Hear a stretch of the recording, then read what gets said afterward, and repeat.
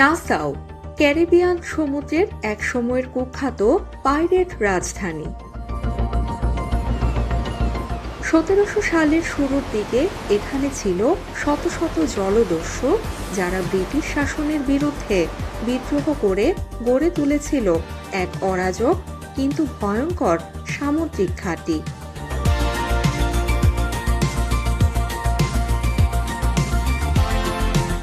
সম্প্রতি বাহামাসের নাসাউ বন্দরের গভীর পানিতে নতুন 3টি জাহাজের ধ্বংসাবশেষ খুঁজে পেয়েছেন গবেষকেরা।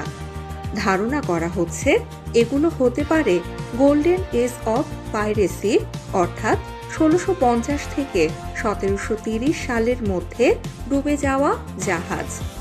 গবেষকদের মতে এর মধ্যে একটি বড় জাহাজ হতে পারে বিখ্যাত পাইরেট ক্যাপ্টেন হেনরি এভারের ফান্সি, যে 1695 সালে ভারতীয় মুঘল ধন ভাণ্ডারের ওপর এক ভয়ঙ্কর আক্রমণ চালিয়েছিল।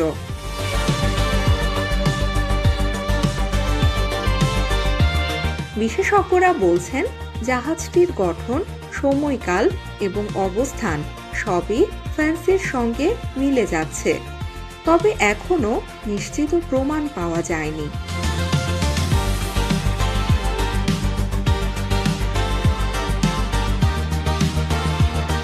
নাসাউয়ের পানিতে শুধু ইতিহাস নয়, রয়েছে বিপদও।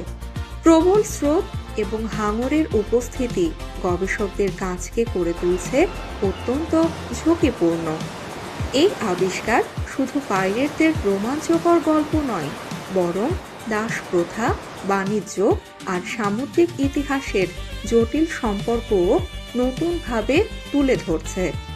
বিশেষজ্ঞরা আশা করছেন ভবিষ্যতে এই ধ্বংসাবশেষগুলো ক্যারিবিয়ানের হারিয়ে যাওয়া ইতিহাসকে আরও স্পষ্টভাবে সামনে আনবে।